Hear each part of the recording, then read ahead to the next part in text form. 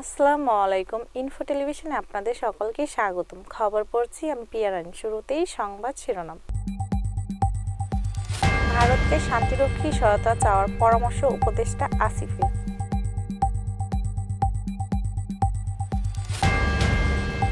High কমিশনে হামলা ভাঙচুরের ঘটনায় ছাত্রদলের নিন্দা ও প্রতিবাদ। লেবাননের ইসরায়েলি হামলা নিহত 11, পাল্টা হামলা হিজবুল্লাহর। সরাসরি বিশ্বকাপ খেলতে বাংলাদেশের কঠিন সমীকরণ। এতক্ষণ শুনছিলেন সংবাদ শিরোনাম, এখন শুনবেন বিস্তারিত। হাই কমিশনে নিরাপত্তা দিতে ব্যর্থ হলে ভারতকে জাতিসংঘের শান্তিরক্ষা বাহিনীর সহায়তা চাওয়ার পরামর্শ দিয়েছেন অন্তর্বর্তী সরকারের যুব ও ক্রীড়া উপদেষ্টা আসিফ মাহমুদ। সেক্ষেত্রে শান্তিরক্ষা মিশনের মাধ্যমে সৈন্য পাঠিয়ে বাংলাদেশ ভারতকে সহায়তা করতে পারে বলে জানিয়েছেন তিনি। সোমবার 2 ডিসেম্বর রাতে সামাজিক যোগাযোগ মাধ্যম ফেসবুকের নিজস্ব ভেরিফাইড আইডিতে দেওয়া এক স্ট্যাটাসে তিনি এমন পরামর্শ দেন।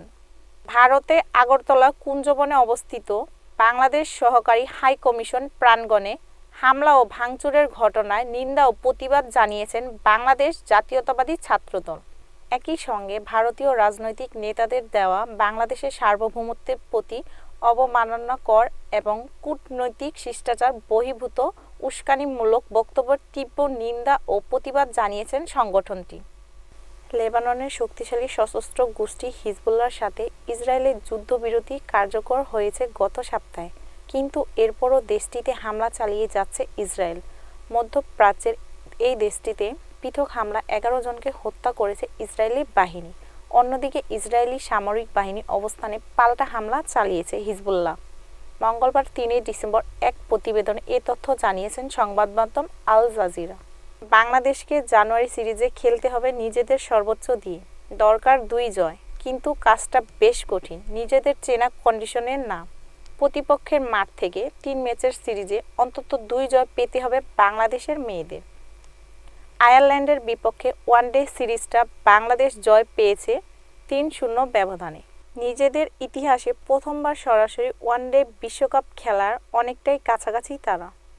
এতক্ষণ ইনফো নিউজের সাথে থাকার জন্য ধন্যবাদ।